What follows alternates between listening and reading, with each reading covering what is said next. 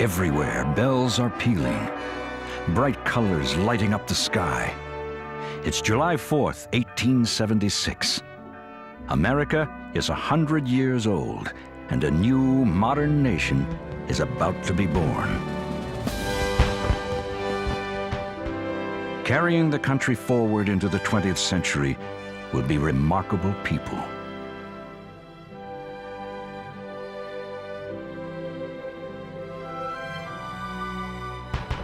Americans will fight for liberty at home and abroad.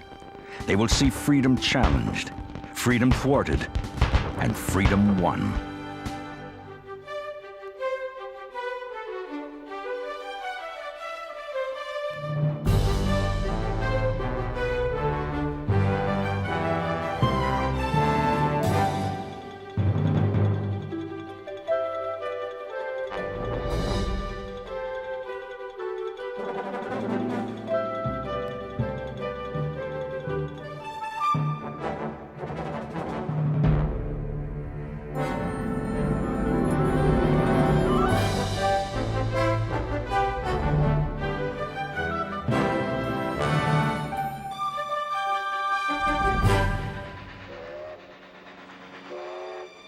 After a devastating civil war, it's a boom time in America, and industry leads the way.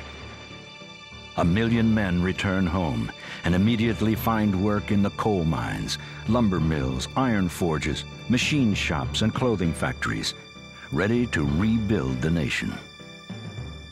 The period between the end of the Civil War and the turn of the 20th century was a time of massive change in American life.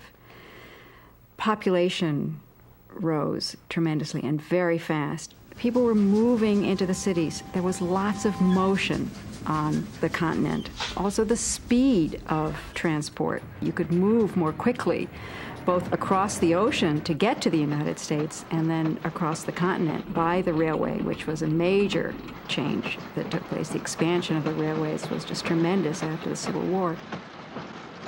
Americans love these iron horses, as they will all the machines that promise freedom. The railroads carry thousands of Americans west. Out of the wilderness, these new pioneers will carve farms and businesses, homes and churches.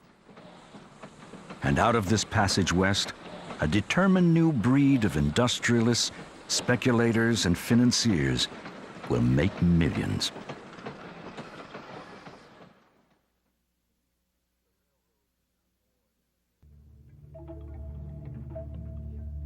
The railroads have done more than change the frontier. They have virtually put an end to it. American Indians have been pushed into reservations and to the edge of the continent.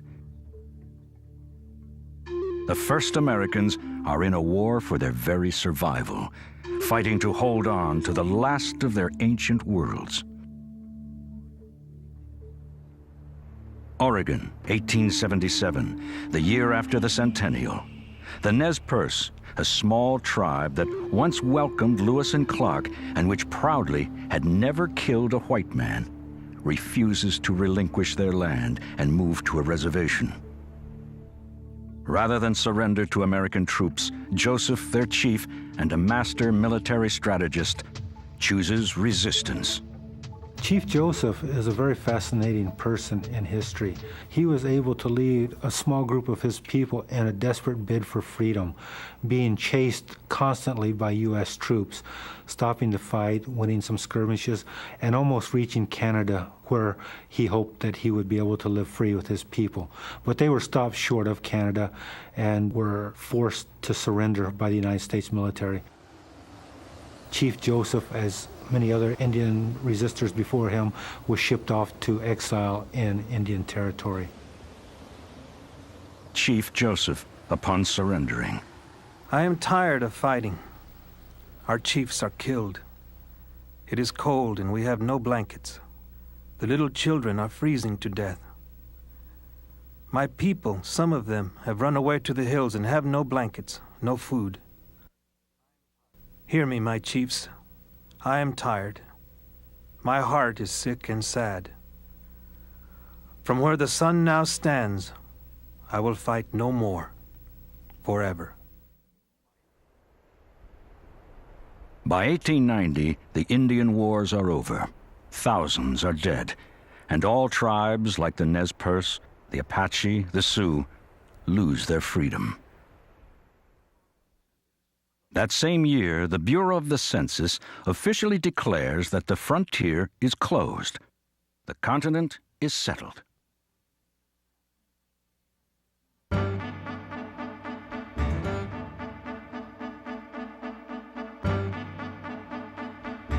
Now the spirit of optimism, opportunity, and industry takes hold of the land. A whole new nation is being invented, bursting out of the American heartland to create a new revolution, a great industrial revolution. He is just a small-town American, all but deaf since boyhood. He has hardly any schooling, and he loves practical jokes more than almost anything else in the world. Yet, he embodies the new spirit of dedication, spunk, and invention. He is better than the storybook Horatio Alger. His name is Thomas Alva Edison. He has a knack for making things work. A knack he will use to bring light and sound and pictures and power to the whole world. In his lab in Menlo Park, New Jersey, his invention factory, Edison makes amazing things happen.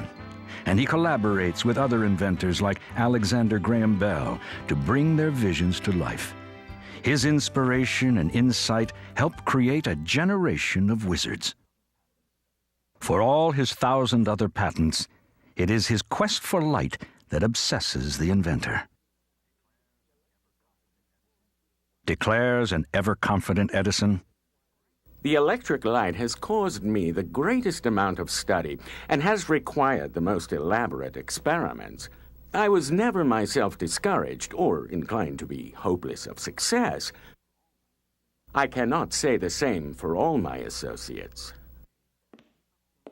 By finding a way to keep a filament burning in a vacuum bulb, Edison defeats the night.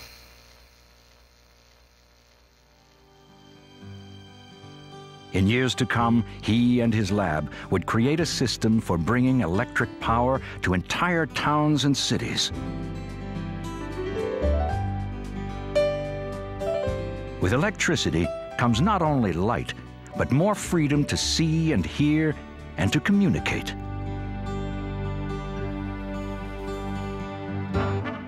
And with one of his inventions, the motion picture camera, Edison sets us on a road of dreams that captivates us still. The movies become the quintessential American art, a fantasy world of lovers and losers, heroes and villains, strong silent cowboys and fierce Indians. A world where we can laugh at ourselves.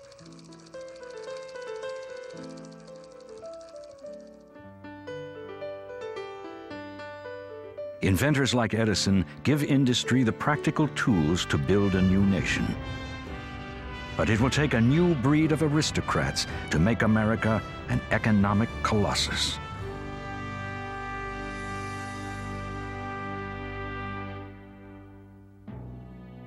A handful of men will rule business and the nation for half a century with their brilliance and blind ambition. They know no bounds, recognize no authority but their own.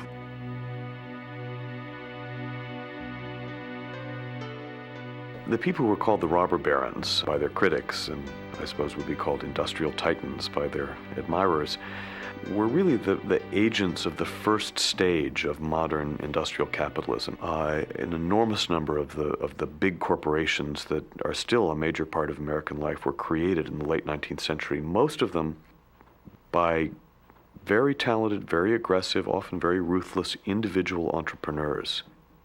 And their achievements are extraordinary. They transformed the American economy. But they also did so very often in a very brutal, harsh way, which is what led them to be called the robber barons.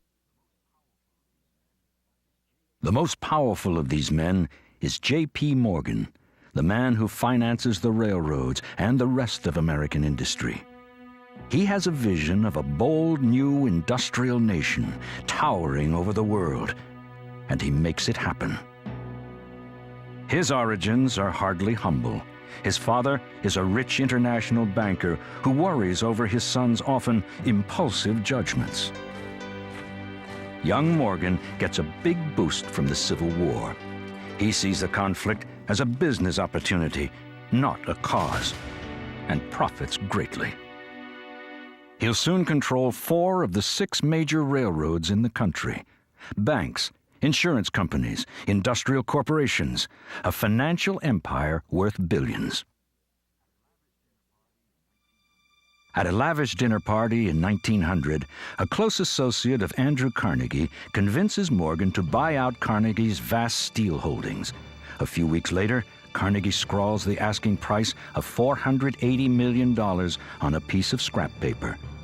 And U.S. Steel, the world's largest industrial enterprise, is created. Andrew Carnegie, unlike Morgan, had not been born with the proverbial silver spoon in his mouth. Carnegie is a genuinely self-made man. From his immigrant father, an impoverished Scottish weaver, young Carnegie learns both the value of a dollar and the importance of social justice. Working as a railroad official, Carnegie grasps a simple idea better than anyone else. You can't build railroads without rails, so he invests in iron, eventually controlling the industry. And when iron gives way to steel, he dominates that industry too. There was tremendous resentment of the way the wealthy used their wealth. That was one reason why people like Andrew Carnegie and to some degree John D. Rockefeller were such conspicuous philanthropists, because they were concerned that the wealthy class was going to become a target of national anger if they didn't legitimize themselves in some way in the eyes of the nation. That worked for Carnegie. He became, after having been one of the most brutal steel barons of the late 19th century, he became, in the last years of his life, a sort of fuzzy, beloved philanthropist. In his Gospel of Wealth, Carnegie proclaims, "This, then, is held to be the duty of the man of wealth. To set an example of modest, unostentatious living, shunning display and extravagance. To consider all surplus revenues which come to him simply as trust funds. To produce the most beneficial results for the community. The man of wealth thus becoming the mere trustee and agent for his poorer brethren." Still, many prominent citizens wonder if the growing gap between rich and poor will do lasting harm to American democracy.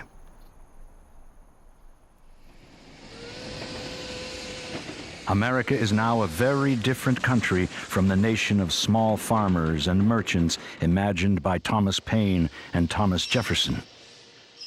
Little more than 100 years after the Revolution, the robber barons have transformed it into a corporate giant and made the U.S. the world power in oil, steel, finance, and communications.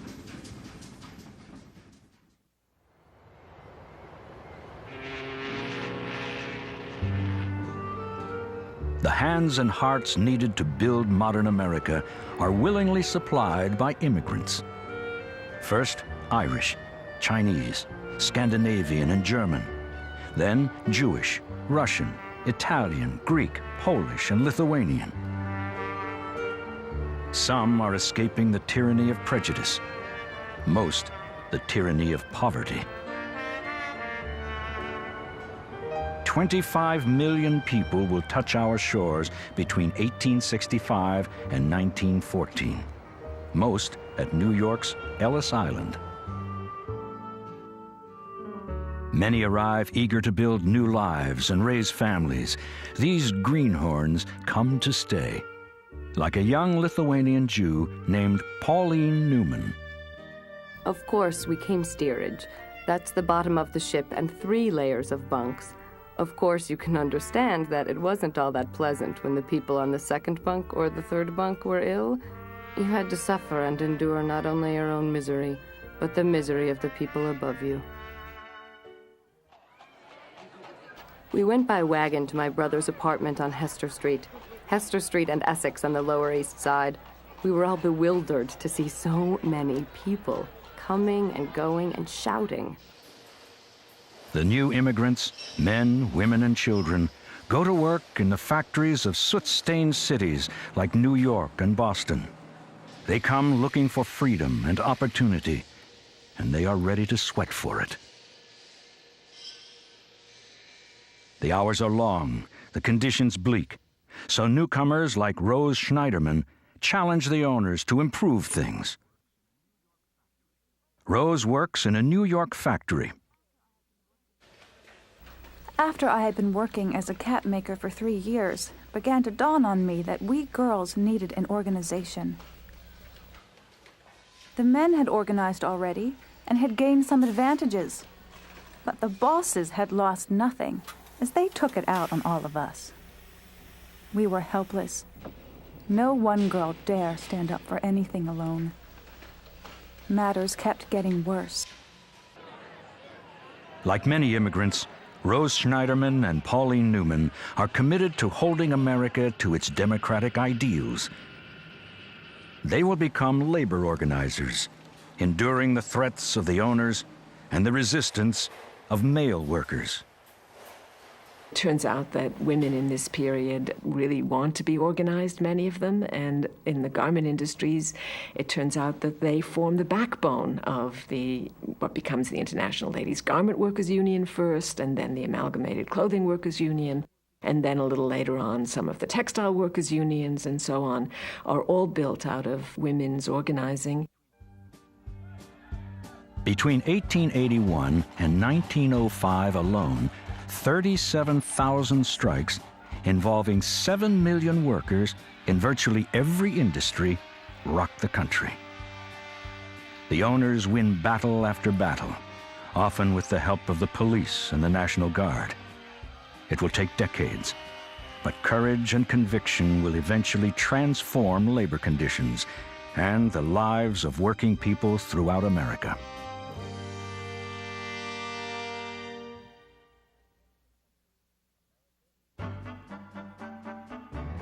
At the end of the century, America is ready to flex its muscles.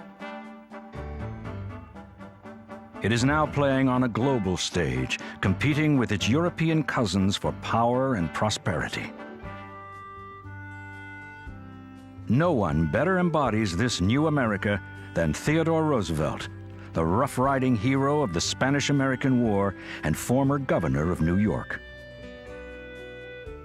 In 1901, when an assassin's bullet fells President McKinley, Roosevelt, his vice president, becomes the youngest chief executive ever. He is 42 years old.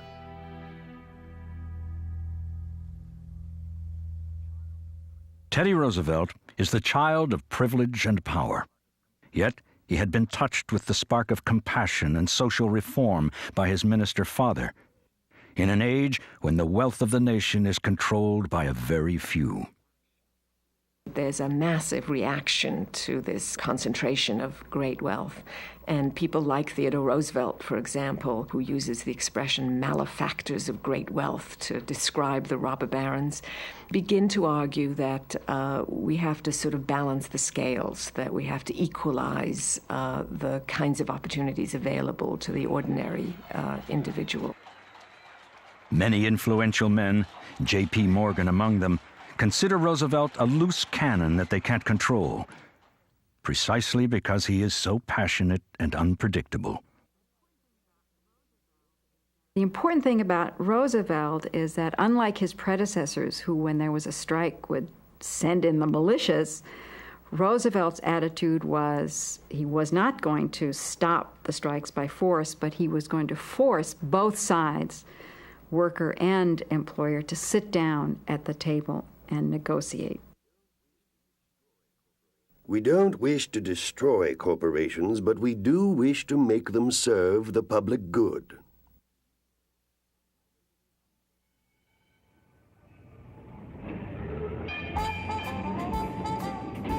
Out of this complex new America emerges an entrepreneur with a modern vision of industry.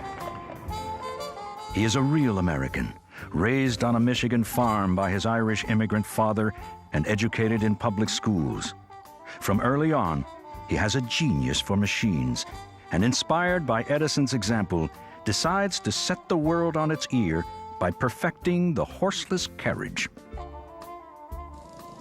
His name is Henry Ford, and cars are his game. In 1908, he introduces a new car, the Model T. It's a hit, but too expensive for the average Joe. A chance visit to a meatpacking plant changes all that. Ford wonders why cars can't be mass-produced on an assembly line, quickly, piece by piece. By 1916, Ford has come up with the ultimate American product, a good, cheap car for the multitude.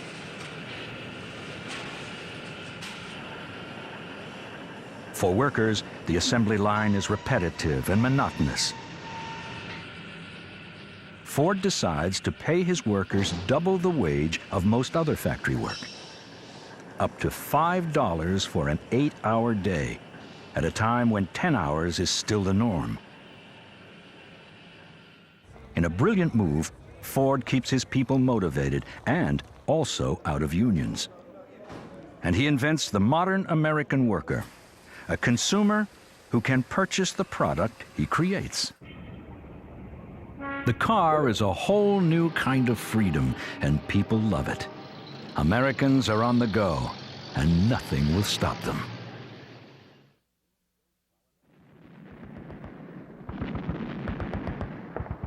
While America prospers, Europe goes to war in 1914 over who will control the globe and all its resources. Although sympathetic to Great Britain, President Woodrow Wilson is determined to keep the nation out of the Great War. For Wilson, social reform, what he calls the new freedom, is a more pressing goal. We have been proud of our industrial achievements, but have not hitherto stopped thoughtfully enough to count the human cost. The cost of lives snuffed out, of energies overtaxed and broken, the fearful physical and spiritual cost to the men and women and children upon whom the dead weight and burden of it all has fallen pitilessly. But World War I will not go away. Although many Americans strongly oppose intervention, in 1917, Wilson sends boys overseas to fight for the first time in a major European conflict. It will be, Wilson declares, the war to end all wars. We shall fight for the things which we have always carried nearest to our hearts. For democracy, for the right of those who submit to authority to have a voice in their own government, and the rights and liberties of small nations, and to make the world itself at last free. Yet, in the name of freedom, many Americans suddenly find their own liberty curtailed. During World War I, even though Woodrow Wilson said this was a war to make the world safe for democracy, the mobilization for the war unleashed a tremendous repression of free speech in the United States. The Sedition Act, the Espionage Act, passed by Congress, virtually made it illegal to criticize the government during World War I. And states passed laws even far more sweeping. One made it illegal to speak German anywhere, on the telephone and in private homes. There was a kind of hysteria to create a national unity because there was a lot of opposition to the war, and the government moved to try to suppress that.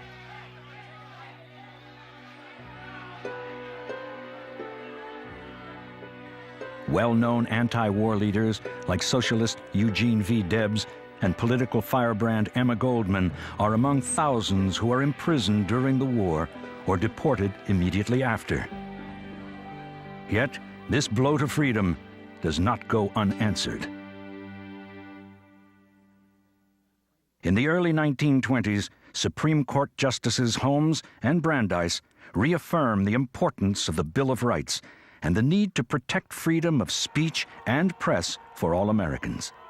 Civil liberties, as we understand them today, are born in the wake of World War I. With Europe devastated, the United States emerges from the war easily the most powerful nation in the world. During the war, American women continued to fight a crucial political battle. They wanted their rights as citizens, they wanted their rights to make careers in the same way as men, to have economic freedoms that the laws generally did not give them. They wanted those changes too. But the right to vote became for them a powerful, motivating idea and a goal that swept, especially by the second decade of the 20th century, millions of women onto a political bandwagon that finally, by the time of World War I, was virtually unstoppable. After nearly a century of struggle, their quest finally ends in triumph. In 1919, Congress passes the 19th Amendment, giving women the right to vote.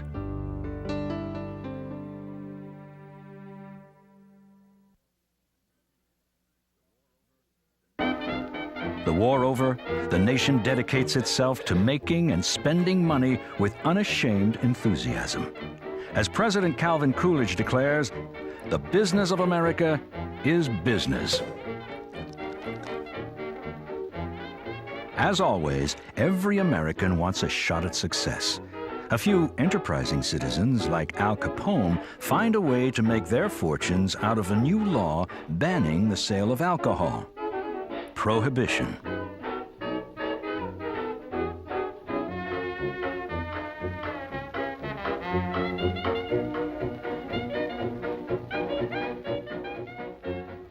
A joyful sound charges the air of the 20s.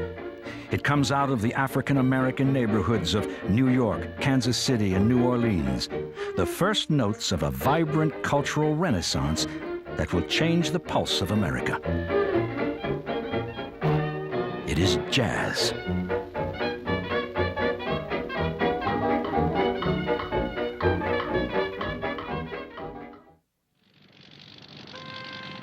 Some Americans help the nation soar.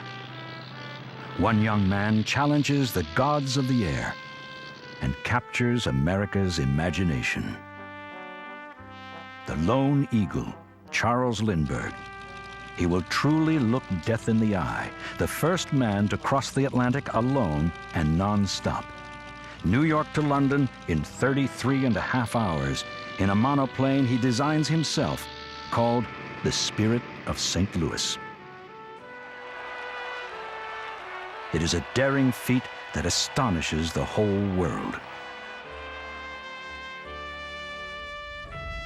Yet, for all the wonders, the 20s are also a time of violence and intimidation. Millions of Americans want to keep the country pure, and the Ku Klux Klan marches in the nation's capital to protect America from Catholics, immigrants, Jews, and blacks. Very soon, all Americans will face a devastating change, far worse than anything they could imagine.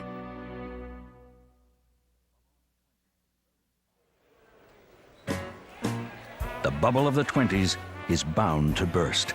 And burst it does with the stock market crash on October 29th, 1929. In an instant, the freedom of the 20s evaporates. Factories, banks, and businesses shut down across the nation. Tens of thousands of families lose their homes, and hundreds of thousands of workers lose their jobs. But America is not so easily vanquished.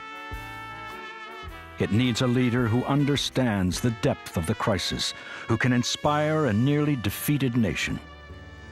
Franklin Delano Roosevelt. So first of all, let me assert my firm belief that the only thing we have to fear is fear itself. Nameless, unreasoning, unjustified terror, which paralyzes needed effort to convert retreat into advance.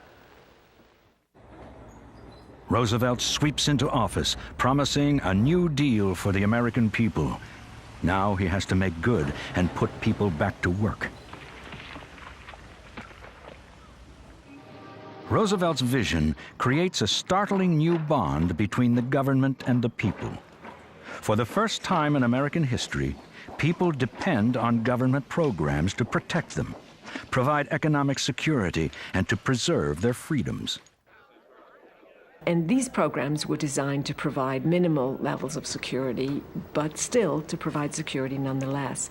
And if you take them as a package, what this legislation did was to encourage Americans to believe that they were no longer alone, that government did have some responsibility to pitch in and help out at moments when economic factors that were beyond the control of ordinary people did in fact prevent them from earning a living and sometimes even from surviving.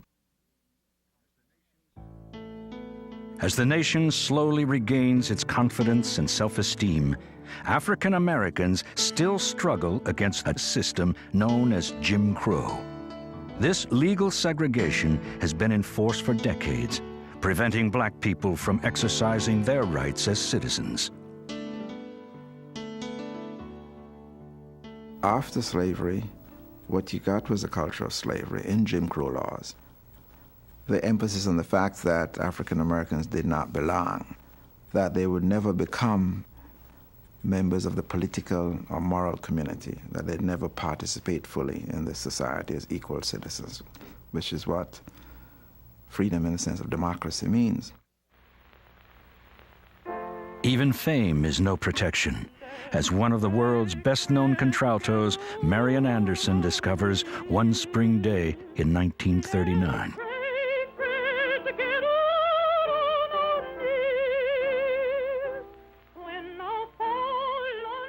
Marian Anderson has been invited to perform in Washington, D.C. by Howard University, which applies to the Daughters of the American Revolution for the use of Constitution Hall. The DAR decides they will not allow an African American to sing in their concert hall. Many people are outraged, including the First Lady, a champion of civil rights and a lifelong member of the DAR, Eleanor Roosevelt. She resigns from the group, and with her support, the federal government offers the Lincoln Memorial as the new site of the concert. When 75,000 people, black and white, turn out for the concert, the event becomes a landmark day for the emerging civil rights movement.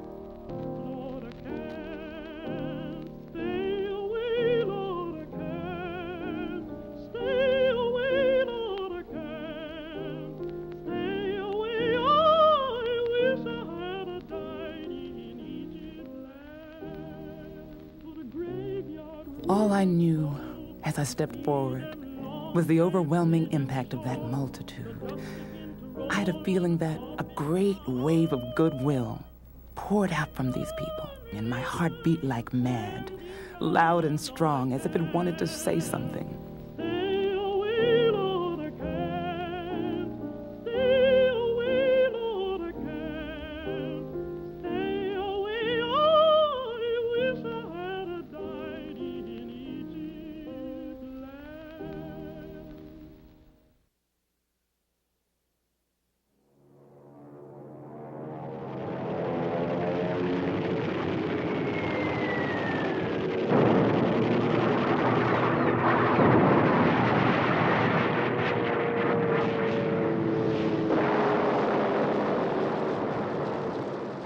Yesterday, December 7th, 1941,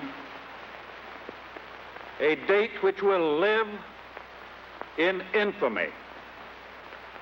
The United States of America was suddenly and deliberately attacked by naval and air forces of the Empire of Japan. With confidence in our armed forces, with the unbounding determination of our people, we will gain the inevitable triumph So help us God.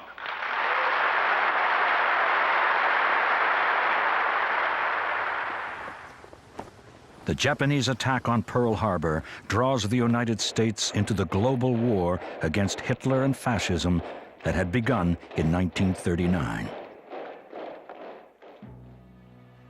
Everything America stands for is at stake, and 362,000 young Americans of every background and race will give their lives to preserve what FDR calls the four freedoms.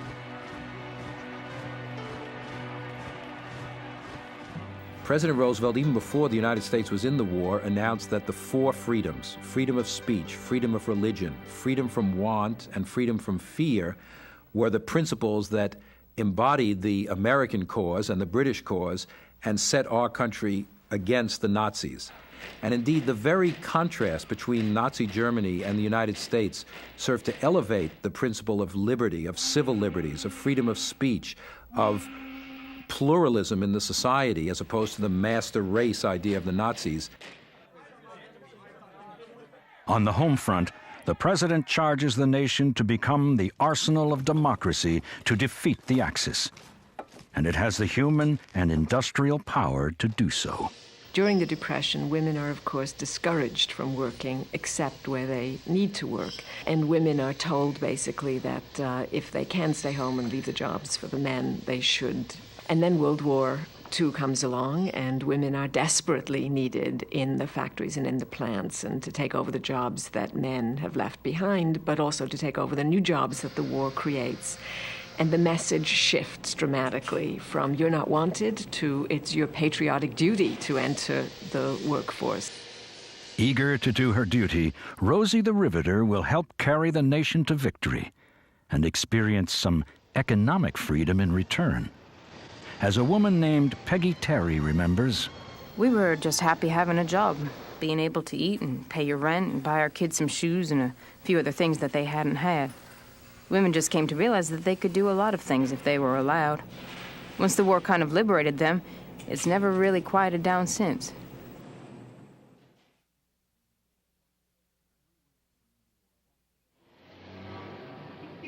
every week during the war years, 90 million people flocked to their local movie house to follow the boys, hoping and praying that they will return home soon. They watch week after week.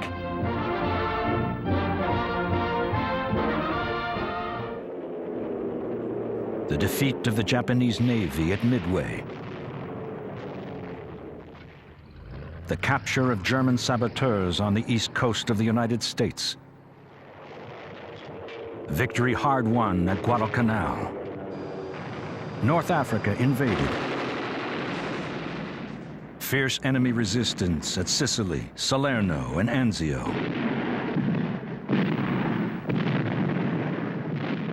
The triumphant return to the Philippines. Bloody Tarawa.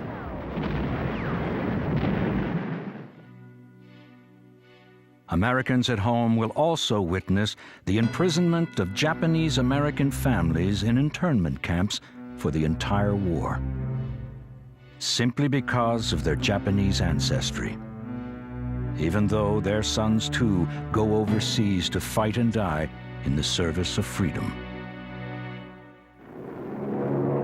One monumental moment will decide the fate of the war on the Western Front. The largest amphibious assault in history, driven by a massive Allied sea and air armada, and led by General Dwight D. Eisenhower. It is an event of power and glory and personal sacrifice. D-Day. According to a private named Felix Branham, I've gone through lots of tragedy since D-Day. But to me, D-Day will live with me till the day I die, and I'll take it to heaven with me. It was the longest, most miserable, horrible day that I or anyone else ever went through. The German surrender, May 7th, 1945. Nazism is crushed, and the depths of its horrifying crimes discovered with the liberation of the Nazi extermination camps, where millions of Jews and countless others have been murdered.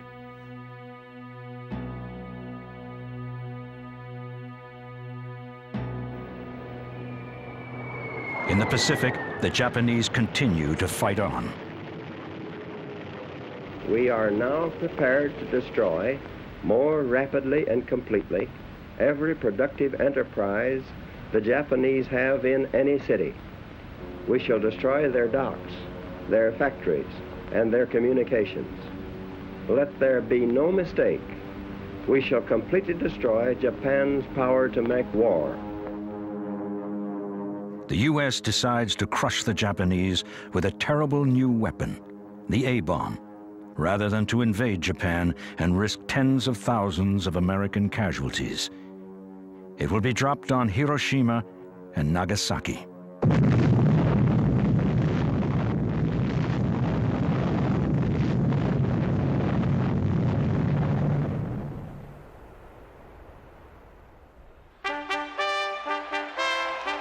Through enormous courage and sacrifice, America and her allies have won the war and vanquished the enemies of freedom and democracy.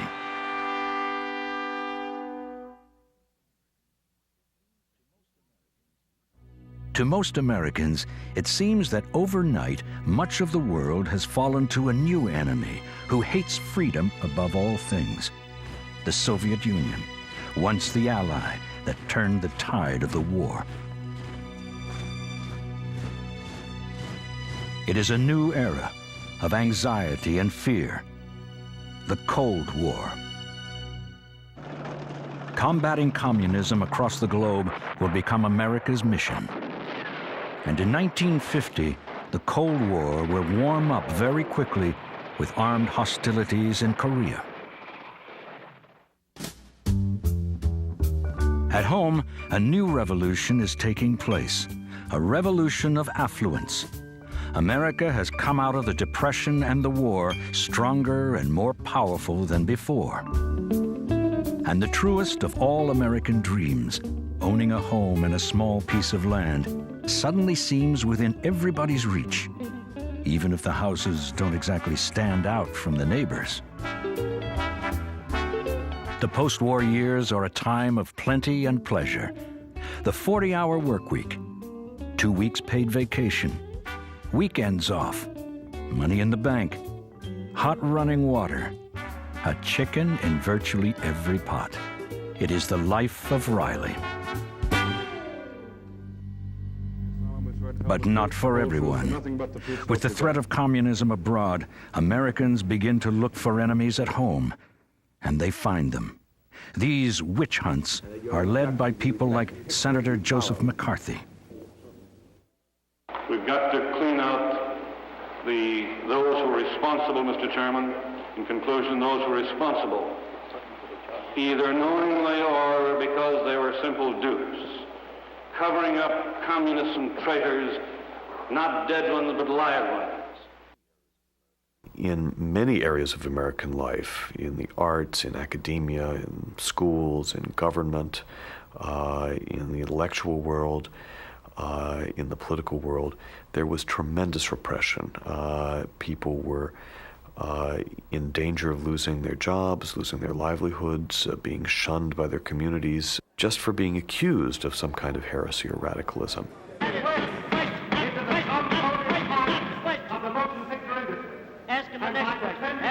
Mr. Lieberman. Mr. Lieberman. Go ahead, ask Mr. Lieberman.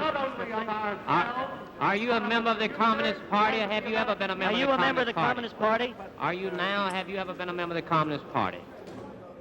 The real damage in this era was the intimidation, the degree to which people simply ceased speaking their minds because they were afraid of the consequences.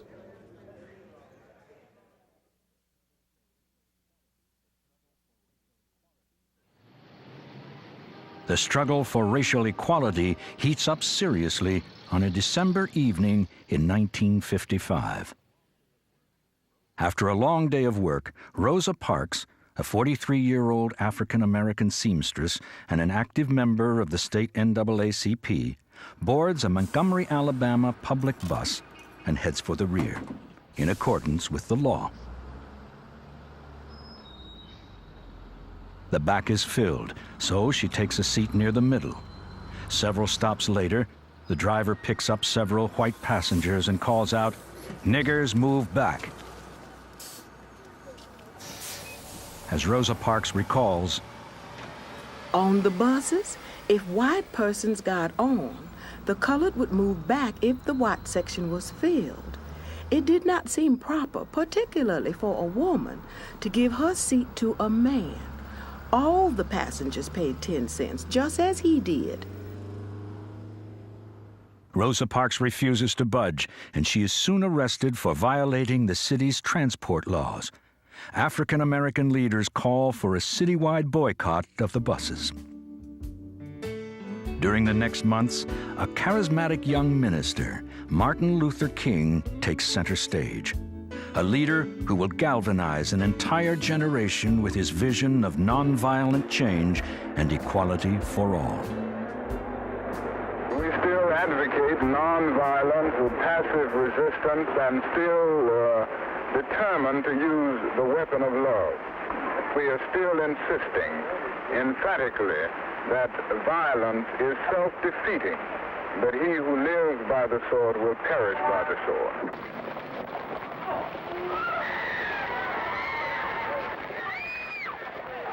It will take a decade of beatings and bombings and the murder of both black and white activists.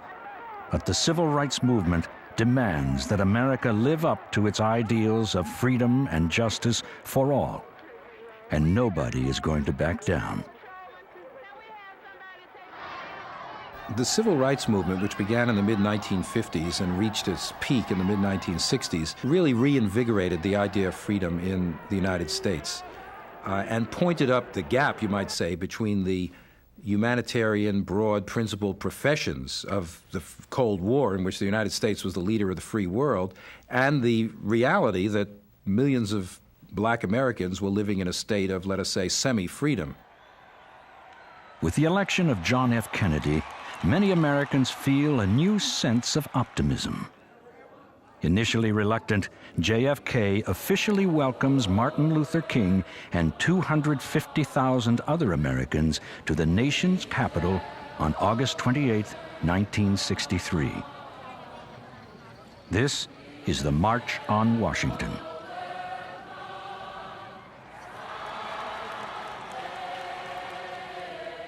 I still have a dream. Yes. It is a dream deeply rooted in the American dream. I have a dream that one day this nation will rise up and live out the true meaning of its creed. We hold these truths to be self-evident, that all men are created equal.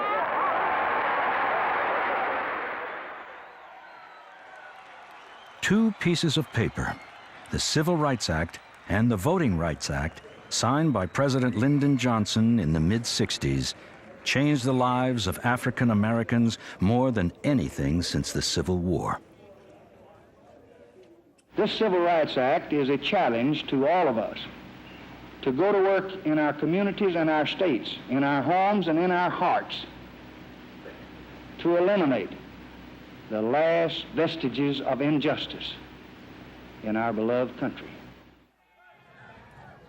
What the Civil Rights Movement had to do away with the idea of African Americans as outsiders in their own society, that they're finally to be included as members of the moral community, the political community of America. And they achieved that. It was a very successful movement. In the course of doing that, however, they achieved something else. They shifted the focus back to the Bill of Rights. They emphasized the fact that freedom is not a static thing which you achieve once and for all, but something which you struggle for and something which you have to be always vigilant about. The Civil Rights Movement not only transformed the status of black Americans, but inspired numerous other groups to use the same tactics and language to claim their own rights and freedoms. Other non-white minorities in this country, Asian Americans, Chicano Americans, American Indians, formed their own freedom movements inspired by the black struggle. The modern women's movement came right out of the Civil Rights Movement, and many of the early women who were involved in feminism had already worked in the struggle for black civil rights. So it really transformed the meaning of freedom and gave it a new substantive meaning in American society, which went far beyond the confines of black America. It really affected everybody.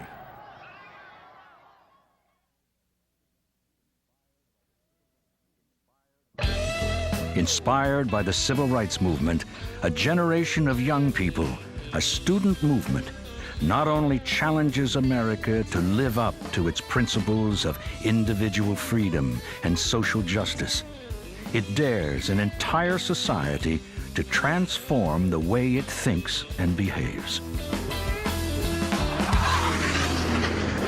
An ugly war in a distant land fuels their rebellion. Vietnam.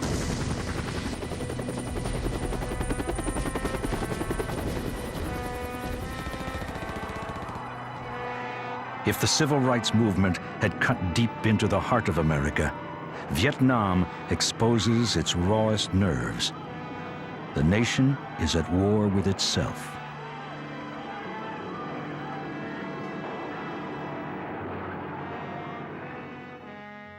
Tragedy stalks the land.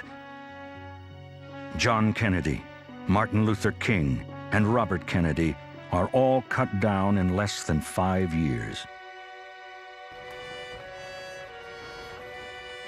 It sometimes feels like the loss and pain of the 60s will cripple the country or even tear it apart.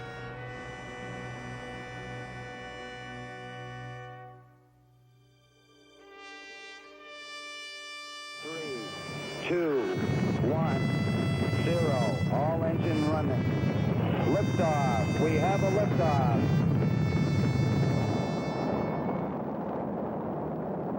Amid all the conflict and the chaos, some new heroes appear to revitalize the nation's faltering spirit.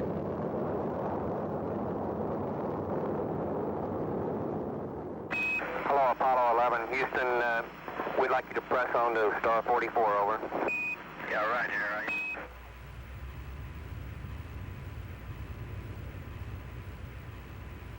Okay, Neil, we can see you coming down the ladder now. Okay, Neil, we can see you coming. That's one small step for man, one giant leap for mankind. Roger, the EVA is progressing beautifully. They're setting up the flag now. It has a stark beauty all its own. It's like much of the high desert of the United States. It's different, but it's very pretty out here.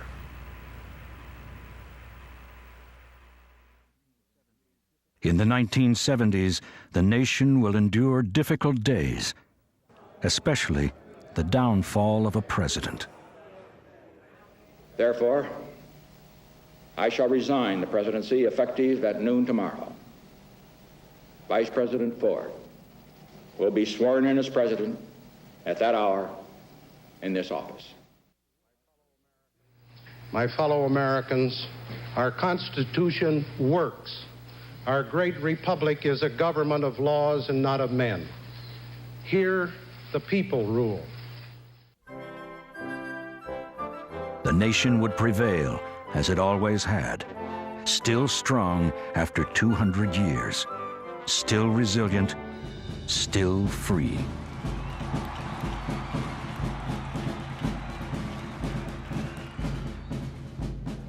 There are a lot more Americans now than there used to be.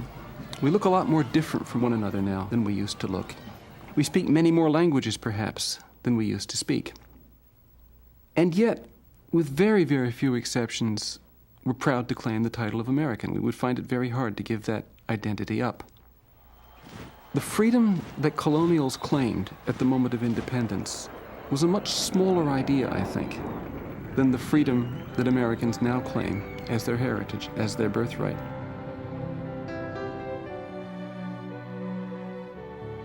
There is a line that reaches from Thomas Jefferson to the present day, from the notion that all men are being created equal to the present day.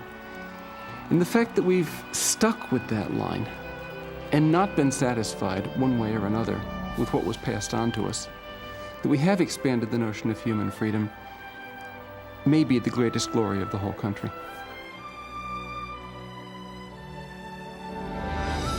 We now face a new millennium, a new America. We have lived through revolution, civil war, social change, world war, and political upheaval. And through it all, Americans have proudly struggled to preserve and extend the promise of equality and freedom. With courage, with hope, with dedication, we have built a nation of greatness. A land where everyone has the unalienable right to life, liberty, and the pursuit of happiness. America.